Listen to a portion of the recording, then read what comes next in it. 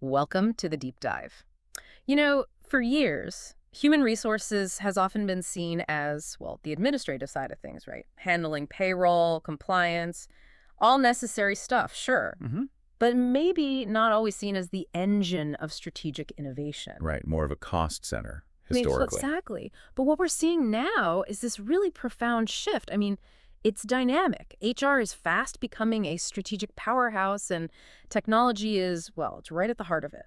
That's absolutely right. And in this deep dive, we're really going to pull back the curtain on how these technologies are doing more than just optimizing. Yeah. They're fundamentally reshaping, every part of HR. Every part. Like what specifically? Well, everything from how companies find and attract talent to how they manage performance, even how they look after employee well-being. Ah, And this isn't just like pie in the sky thinking. okay. It's all grounded in a whole lot of recent research, expert insights. hmm It gives you a real pulse on what's actually transforming human capital right now. So our mission today is basically to give you a shortcut, a way to get really well informed about digital HR, cut through the noise, and offer some maybe surprising facts and definitely essential insights into this intersection of tech and, well, people. Okay, so to really get where we are now, maybe we should take a quick look back at HR's journey. Good idea. If you rewind to, say, the early 1900s, up to maybe the 1940s, HR was almost purely admin. Yeah. Payroll, keeping records, basic compliance, like you said, a cost center. Definitely. Paperwork central. But then, around the mid-20th century, something shifted. Companies started seeing people not just as cogs, but as, valuable assets. And that led to personnel management. And that recognition really paved the way for something bigger. Yeah. By the 80s and 90s, personnel management kind of grew up into human resource management. Right, HRM. Exactly. And that signaled HR becoming more of a strategic partner. The focus shifted, aligning people goals with the actual business goals, thinking about talent acquisition, development. And by the 2000s, HR wasn't just a partner. It was really integral to success. Big focus on talent management, succession planning, employee engagement. Getting people invested. Precisely. And this whole evolution has now collided with, well, what people call Industry 4.0, the merging of physical and digital worlds. That puts huge pressure on HR to adapt, to innovate, and fast. That evolution makes sense. But, okay, picture an HR department. They've got existing systems, maybe tight budgets. Yeah. How urgent is this digital transformation, really? Beyond just cool new tech, what's actually pushing this right now? Oh, the urgency is definitely there. It's being pushed by a few really powerful forces. First, just the speed of tech advancement itself. New tools pop up constantly. If you don't adapt, you risk falling behind, seriously behind. Okay. Second, the massive shift to remote and hybrid work. That completely changed how companies manage and connect with people, right? Yeah. You need digital tools for that. Big change. Third, employee expectations have totally changed. People want more than just a paycheck now. They're looking for work-life balance, real career paths, a positive culture. They expect more. They absolutely do. And finally, the regulatory landscape. It's always changing. New data privacy rules, labor laws, HR have to navigate all that, and digital tools can help ensure compliance. So you put all that together, it creates this immediate, compelling need for digital HR. Okay, given all that pressure and change, let's zoom in. Let's really unpack the technologies that are changing the core of HR right now. I'm thinking AI and automation. How are they changing the game? Right. This is where you see some really revolutionary stuff. Take recruitment and talent acquisition. AI tools can scan literally thousands of resumes in minutes. Wow. Yeah, analyzing keywords, skills, patterns. It slashes the time compared to someone doing it manually. And AI chatbots. They handle initial chats with candidates, guide them through the application. Making it smoother. Smoother, faster, yeah. And here's something really interesting. AI's potential to reduce bias. Well, it can anonymize information like names, gender, nationality during that initial screen. So the focus is purely on skills and qualifications, mitigating some of those unconscious human biases. We see examples everywhere. Samsung does virtual job fairs. Hyundai uses the metaverse for onboarding. Metaverse onboarding. Yeah. And PwC UK uses a virtual park for interviews. Unilever's a big one. They use HireVue, an AI platform, and cut time to hire by 90%. 90. And boosted hiring diversity by 16%. So it's not just about speed then, it's actually re-engineering fairness into the process. AI isn't just automating, it's kind of democratizing opportunity. Precisely. That's a great way to put it. And goes beyond just hiring. Think about performance management systems, PMS. Right, the annual review. Exactly, the dreaded annual review. AI helps shift that, moving from that once-a-year thing to continuous real-time feedback. It analyzes data from tasks, customer feedback, even employee behavior patterns to offer ongoing coaching. More dynamic. Very dynamic. And it can create personalized development plans, looks at your performance, your career goals, and suggests specific training or resources just for you. Tailored learning. Tailored learning, exactly. Yeah. And strategically. AI's predictive analytics are huge. It can forecast performance trends, identify what leads to high performance, even predict who might be likely to leave. Predict turnover. Yeah, predict turnover likelihood. That lets HR step in proactively before someone walks out the door. Imagine knowing someone's a flight risk before they resign. That's incredibly powerful. So, okay, if AI flags someone as a flight risk, does it just say, problem here, or does it give clues about why? Good question. The aim is absolutely to provide actionable insights. It's not just a red flag. It might highlight patterns, maybe workload issues, maybe low engagement scores, maybe a lack of growth opportunities linked to that person. Oh, okay. That allows HR or the manager to have a constructive conversation, offer support, maybe discuss career options. It's proactive, not just reactive damage control. Got it. And then you have robotic process automation, RPA. This takes efficiency even further. RPA, right. This is all about automating those really repetitive admin tasks. Think payroll processing, tracking attendance, managing leave requests, basic employee onboarding steps. The routine stuff? Exactly, the often tedious, time-consuming stuff. The huge benefit, RPA frees up HR professionals. They're not drowning in admin anymore. So they can focus on bigger picture things. Yes. Strategy, talent development, employee retention, culture building. The high-value work. Yeah. It leads to better efficiency, definitely more accuracy, and, yeah, cost savings too. It really transforms HR's capacity. Okay, so beyond automating tasks, which is huge, you mentioned engaging employees differently. That sounds immersive. What does that look like? Yeah, it gets really interesting here. Take the metaverse in HR. The metaverse still feels a bit sci-fi to some. It does, but it's becoming more real. Think of it as like a 3D internet, a dynamic digital space using VR, AR, where you actively engage. In the workplace context, it means teams can collaborate in a shared virtual space, even if they're physically continents apart. You've got platforms like Microsoft Mesh, Meta's Horizon Workrooms. So virtual meetings, but more interactive. Way more interactive. Imagine walking around a virtual office, whiteboarding together. The potential for equity is big, bridging geographical gaps.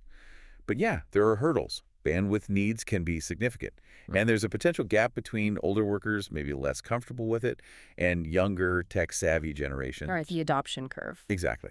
Then there's gamification and training. Making work feel like a game. Sort of. It's about applying game mechanics points, badges, leaderboards, quests, competition to non-game things like corporate training. Does it work? The results suggest it really does. You see much higher engagement, better knowledge retention because you get immediate feedback, you repeat tasks. It allows for personalized learning paths too, and can even boost collaboration. Any examples? Oh yeah. Deloitte used gamification for leadership training, saw a 37% jump in course completion. Microsoft had a language quality game where employees competed to find translation errors improved quality. And Domino's Pizza, they have a Pizza Hero game to train new hires on making pizzas. Made them faster, more productive, and it was fun. Pizza Hero. Okay, I like that. Yeah. So with this personalized, gamified training, does that mean the end of those mandatory one-size-fits-all online modules we all endure? Well, maybe not entirely over everywhere yet, but that's the direction. It's about making learning relevant, engaging for the individual. Yeah. A huge step up from click-through compliance training. Definitely. And building on immersion, there's virtual reality, VR, in training. Right, putting on the headset. Exactly. VR creates these simulated 3D environments for incredibly realistic experiential learning. The advantages? The advantages are massive, especially for certain fields. Think training for risky situations, complex surgery in healthcare, dangerous scenarios in construction, flight simulations in aviation, situations where real-world mistakes are costly or impossible to practice safely. So, safe practice for dangerous jobs. Precisely. It's a risk-free environment to learn, to fail, get immediate feedback without real consequences.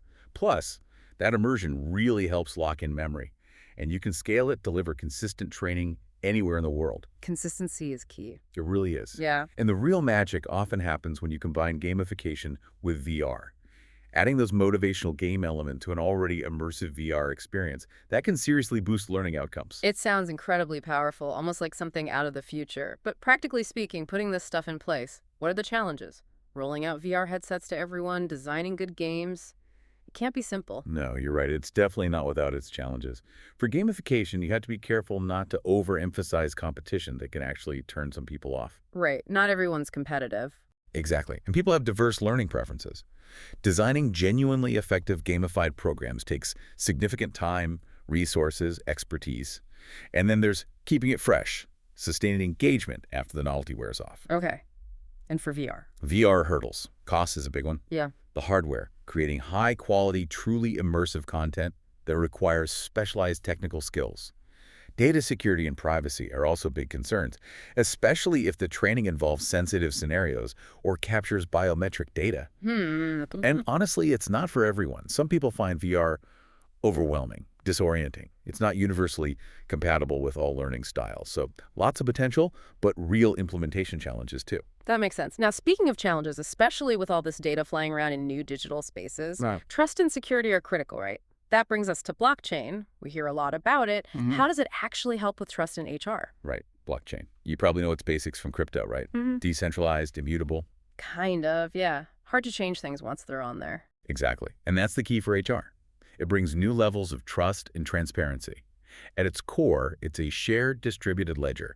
Transactions are recorded chronologically, cryptographically secured, making the data tamper-proof once it's confirmed. No central controller. Okay, so how does that apply to, like, employee records? Well, for secure record keeping, it's huge.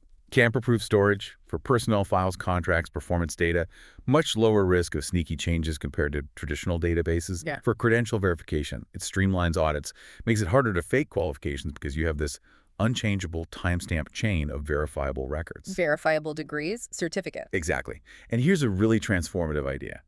Employee data self-ownership. Blockchain can allow individuals to actually own and control their own HR records using private keys. They decide who gets access.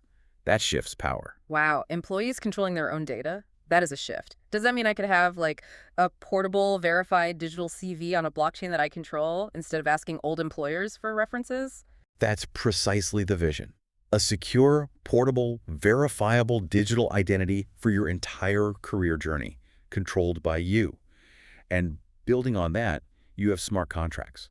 Smart contracts, self-executing ones. Exactly. Digital agreements stored on the blockchain that automatically trigger actions when certain conditions are met. Think automatic payroll when timesheets are approved, or contract renewals, or bonus payouts hitting targets. No manual intervention needed. Takes a middleman out. Takes the middleman out, increases transparency. Everyone can see the terms in security because they're unchangeable. It could drastically reduce disputes over contract details or late payments. You could even use it for performance reviews, recording data, feedback, peer reviews transparently. Then smart contracts could automatically trigger rewards based on agreed goals. Okay, that sounds efficient and fair. But are there downsides, challenges with blockchain? Oh, definitely. It's not a magic bullet. Integrating blockchain with existing HR systems, especially older legacy systems, that could be really complex and expensive. Scalability is another question mark. Can it handle the data load for huge multinational corporations? And data privacy is tricky. Blockchain is transparent, right? But regulations like GDPR emphasize data minimization, the right to be forgotten, which kind of clashes with blockchains can't be deleted in nature. That's a tension point. Right, you can't just erase data from a blockchain. Exactly. Yeah. And finally, the legal side. Are smart contracts legally enforceable under current labor laws in different countries? That's still evolving. So powerful tech, but definitely implementation and legal hurdles remain. So we've covered a lot of tech driving HR forward, AI, metaverse, blockchain, but what about the human side? With all this automation and data, how do we make sure it's ethical? How do we avoid bias? And what does it mean for actual people's jobs? How do we prepare? Those are absolutely the crucial questions we need to be asking. Ethics is paramount. A major concern, especially with AI, is bias. Right, algorithms aren't magically neutral. Not at all. If they're trained on historical data that already reflects existing societal biases, gender, race, background, the AI can inadvertently learn and even amplify those biases in hiring, promotions, performance reviews. So how do we fight that? It requires real diligence. Using diverse representative training data sets is step one. Regularly auditing the algorithms specifically for bias is critical. And there's a big push for explainable AI or XAI. Explainable AI. Yeah, models that aren't just black boxes. We need to be able to understand why an AI made a certain recommendation or decision. That transparency is key for building trust and for catching bias. And alongside bias, data privacy is non-negotiable. Especially with sensitive employee data. Absolutely. Robust data protection policies, strict compliance with rules like GDPR, getting clear employee consent, only collecting necessary data minimization, and only using it for the stated purpose. That has to be foundational. Okay, ethical guardrails are key. What about jobs? Are robots taking over HR? It's more transformation than takeover. Yes, some routine administrative HR tasks will likely get automated, but research, like from Gartner, suggests that new jobs created by AI and automation will likely balance out those that are lost. So roles change rather than disappear. Exactly, the focus shifts. For HR pros, and really for everyone, it moves towards more complex, strategic functions that need human skills, critical thinking, creativity, emotional intelligence, relationship building, which leads directly to the need for upskilling and reskilling. Learning new things. Constantly. Employees need to learn how to work with these new systems, how to manage automation, how to analyze the data AI provides, how to collaborate effectively with AI tools, workforce education, adapting to tech. It's crucial so everyone benefits, not just a few. It sounds like the future is really about partnership then. Humans and AI working together. That's precisely it, a balanced human-AI partnership. Let AI handle the heavy lifting with data, the repetitive tasks, the initial screening. That frees up human HR professionals to do what humans do best. Which is Building relationships, understanding company culture, assessing nuanced things like social fit, making empathetic decisions, handling complex employee relations issues, things that require judgment, experience, and that human touch. AI becomes a powerful tool that augments human intelligence, making HR more data-driven, more strategic, but hopefully also more human-centric in the end. augmenting, not replacing. I like that framing. Exactly. And looking ahead, we can expect even more advanced AI, predictive workforce planning, sophisticated modeling for leadership succession, maybe even AI helping with employee well-being by analyzing communication patterns for signs of stress carefully and ethically, of course. Wow. We'll likely see more AI used specifically to promote diversity, equity, and inclusion, actively mitigating bias, tracking DEI progress. And fundamentally, continuous learning is key. Digital platforms for upskilling won't be optional. They'll be essential for individuals and companies to stay competitive. It's undeniable then. HR has truly made this leap from, the back office admin function to a real strategic powerhouse. And technology, AI, metaverse, blockchain, gamification, VR is clearly the engine driving that. Absolutely. And while all these advances offer incredible opportunities for efficiency, for fairness, for creating really personalized employee experiences, it's not automatic. It demands really careful ethical implementation. Right. It needs constant human oversight, checking for bias, ensuring fairness, and it requires a deep commitment to upskilling the workforce so everyone can navigate and benefit from these changes. It's about getting the balance right. Balance is key. It is. So maybe a final thought for everyone listening. As these technologies evolve so rapidly, think about how they might not just change how HR operates day to day, but how they could fundamentally redefine what we even mean by a workplace or an employee in the coming years. What new skills will you need to develop to thrive in this increasingly digital HR landscape? And maybe most importantly, how do we ensure that vital human connection endures and even strengthens in this tech-augmented future of work?